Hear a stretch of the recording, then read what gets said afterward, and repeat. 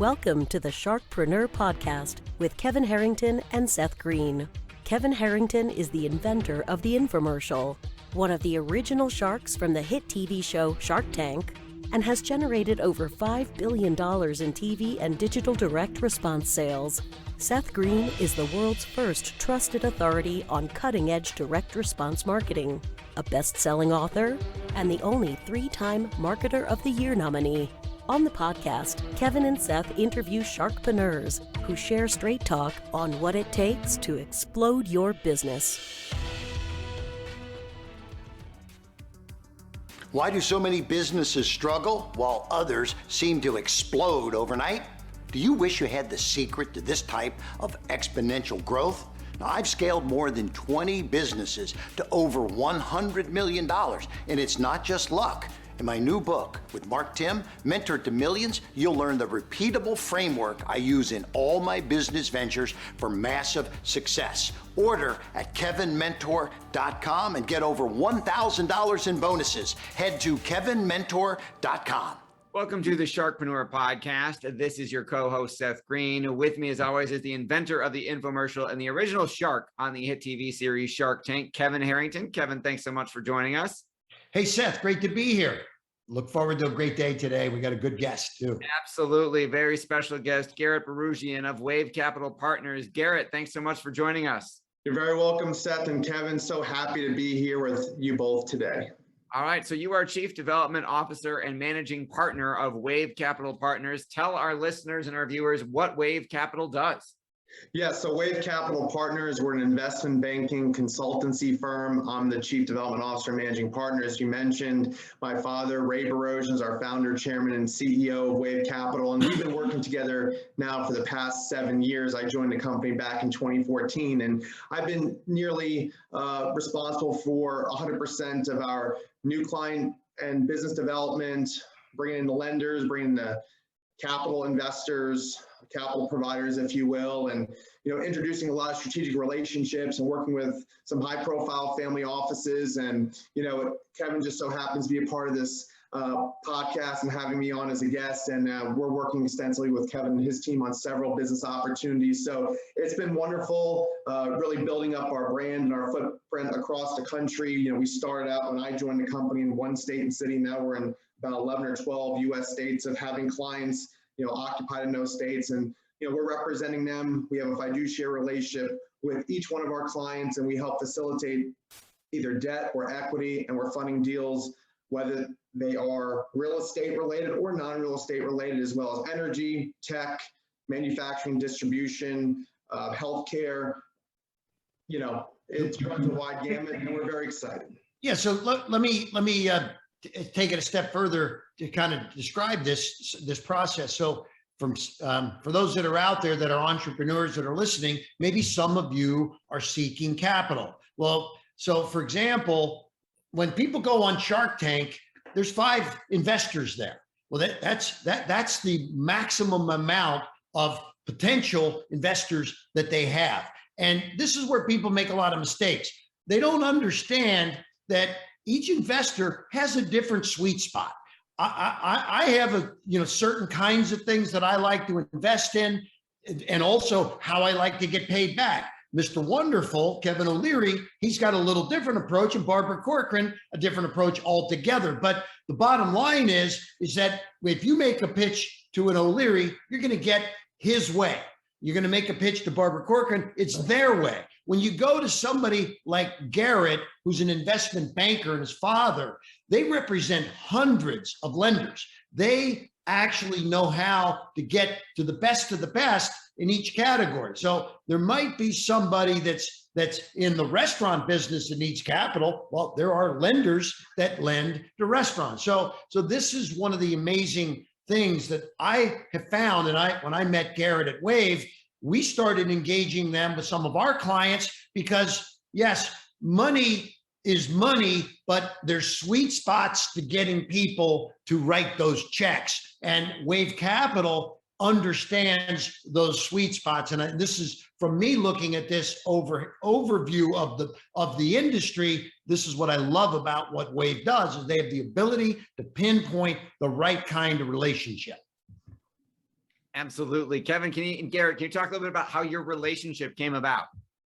Yes, absolutely. So with Kevin, it was about a couple of years ago. Kevin, you might recall, about a year before the pandemic, obviously, we were on a conference call, Ray and myself speaking with you and Kristen and Brian, and we had a great conference call. And I think that just with our busy schedules and getting through last year with the pandemic, Kevin and I reconnected. He was actually a guest speaker at the Pasco EDC just north of Tampa, and the Economic Development Council, and Bill Crone, who's the president and CEO of that organization. I know Bill back to my days in Charlotte when I served on the board of directors for the Charlotte Chamber of Commerce, and Bill was a part of the Charlotte Economic Development Council, I believe, and we were in this meeting with the city of Charlotte mayor at the time, and kept in touch with Bill. And when I heard from Bill in probably a month before I got reconnected with Kevin, that Kevin was going to be a guest speaker, I reached out to Kevin again and wanted to make sure that I was present to hear Kevin speak, and then, sent him a follow-up email. And Kevin, thanks so much for responding back. It's been ever since that moment and having lunch with Kevin. My father and I had lunch with Kevin in St. Pete about two and a half months ago. It's been nonstop of being on conference calls and in meetings and exchanging deal flow, and it's been pretty exciting. And helping Kevin's relationships, whether it's representing a client called RoofMax, introducing investors on behalf of that client, and there's also Restaurant.com, there's Voltage, eSpace, BIA Controls. We're exchanging deal flow. It's been fun, exciting, and building a long-term relationship with Kevin. Him and his team are wonderful, and we're so excited about the future. What's really cool, Seth, it's like when as an entrepreneur, when you need money, most people don't know where to go, right? And so when we've had a couple of clients, and we're raised, we're in, sometimes we invest money, sometimes we raise money, sometimes we do both. But once we put a Garrett and Wave on the case on a particular situation, they'll say, okay, we got 1, 2, 3, 4. They're throwing 5 lenders at these ventures right off the bat. And so not every one of them is going to be a go, but there's a learning process as you talk to the first lender into what they're looking for, and then you morph that into the next discussion. But the bottom line is that if there's only 1 or 2 lenders that you're talking to, you're not gonna get much capital raised. You need this massive source, and I think this is what between Garrett and his father Ray have been doing for many years, right, developing these relationships and sources and opportunities. Absolutely. Can you talk? I know some of the deals obviously are confidential depending on where they are in the process. Sure. Can you talk about a couple that would be able to be disclosed in terms of what are the types of problems that you're solving? Yeah, absolutely. I mean, with RoofMax, we had an investor call this morning. We're going to have another one tomorrow. And actually, I was going to share with Kevin that an investor call that we have tomorrow, the gentleman who works for this capital provider, his old baseball coach, believe it or not, works for RoofMax. So he's so excited. He's learned about the business for years. And when we speak with our client tomorrow, it'll be a great, starting point to the discussion. And that's the thing, Seth, is you want to match up personalities. As an entrepreneur, as Kevin alluded to, we're going to be able to, at WaveCapital, get you in front of 4 or 5 capital providers on the debt side or the equity side to start. But how we compete with all the other competitors out there is, it's a rifle shot, if you will, not a scattergun. We want to be very targeted and strategic in who we're bringing to the table, and to match up personalities and make sure that everybody's on the same page, make sure everybody knows at the end of the day, yes, WaveCapital is facilitating a capital raise. Yes, an investor lender wants to deploy capital toward this project, but it's knowing a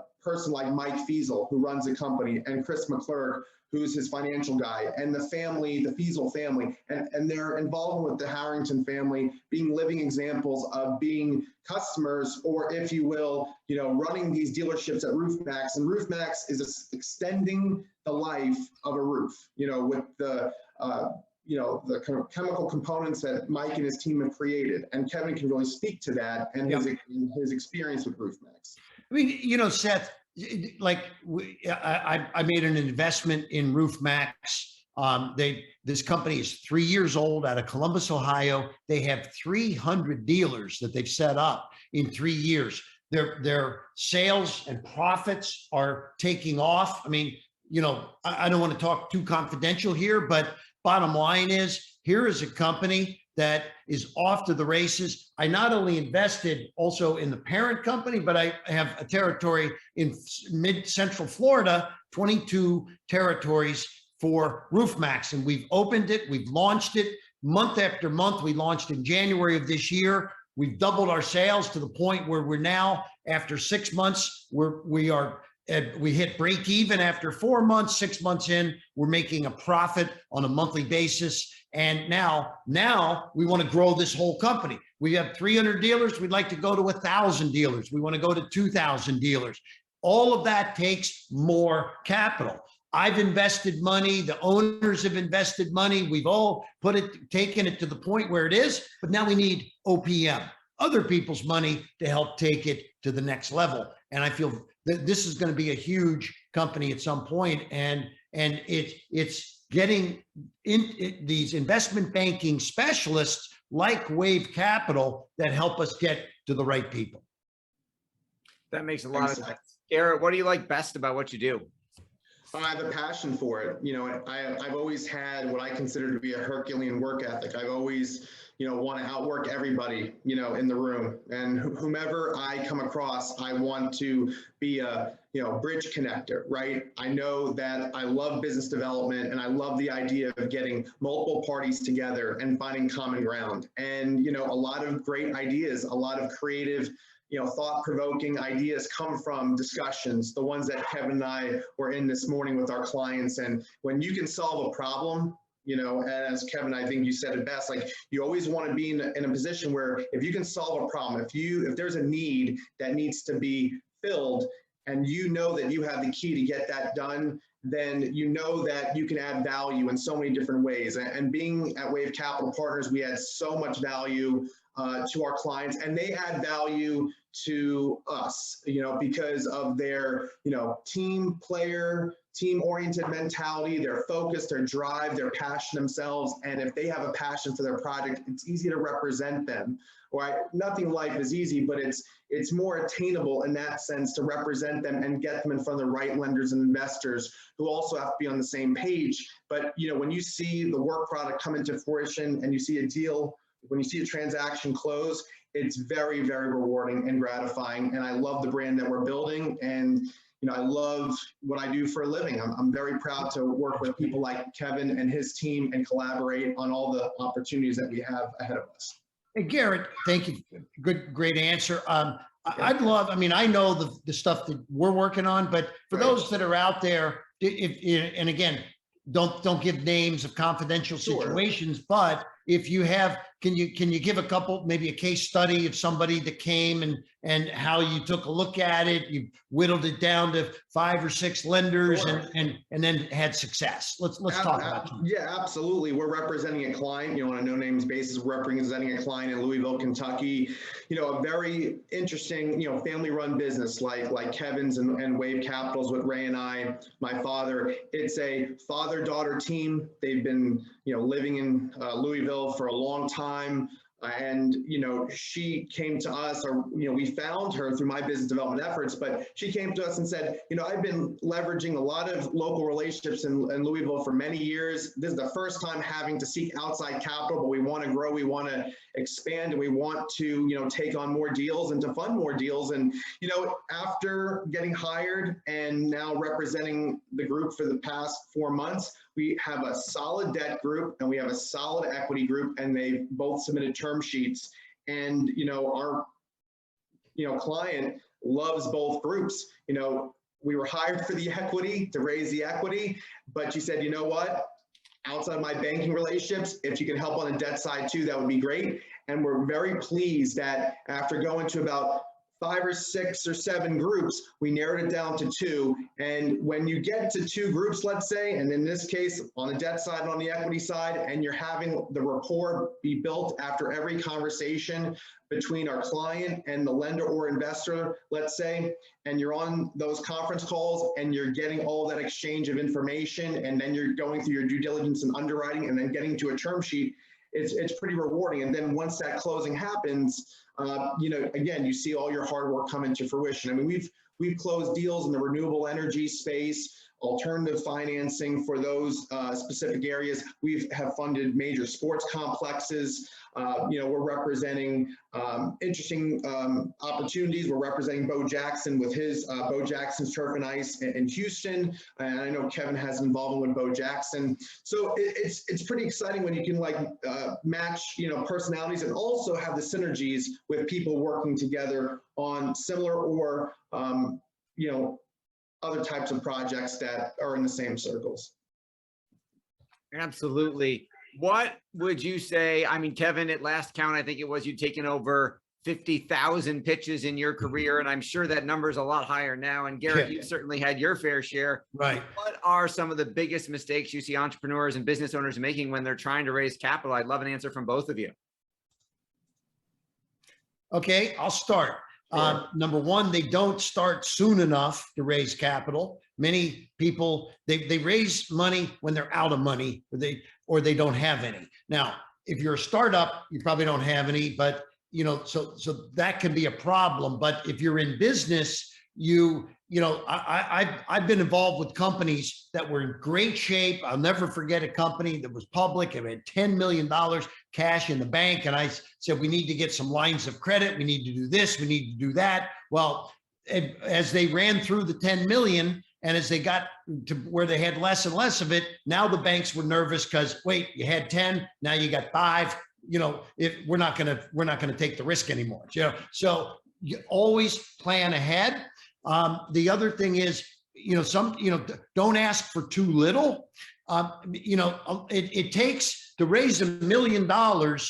In many cases, it takes too much time and effort. There's not a lot of, you got lawyers and you've got all these, the due diligence processes. It costs so much.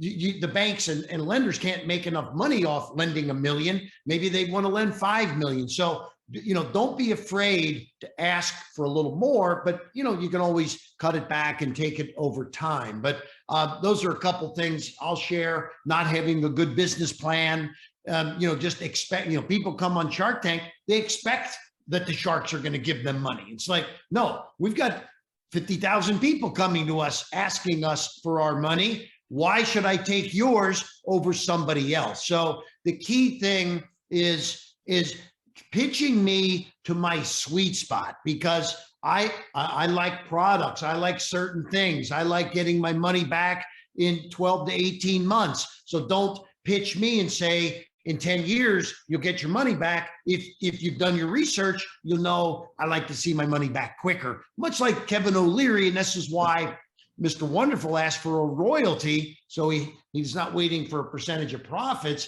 He's getting it right off the top. So I'll flip it back to you, Garrett. I'm sure you know quite a few things on mistakes that entrepreneurs make.